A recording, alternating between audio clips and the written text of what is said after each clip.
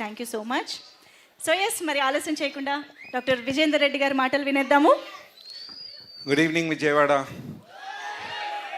అమ్మవారి నవరాత్రుల సందర్భంగా ఇక్కడికి వచ్చి అమ్మవారి ఆశీస్సులు, మీ ఆశీస్సులు మా టీజర్ ఇక్కడ లాంచ్ చేద్దామని మేము డైరెక్టర్ గారు, హీరో గారు డిసైడ్ అయ్యాము.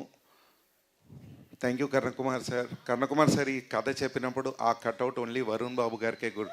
Varun Babu garu thank you sir. Varun Babu garu మాకు మంచి ఫ్రెండ్, శ్రేయోభిలాసి బ్రదర్ లాంటాడు. Thank you sir.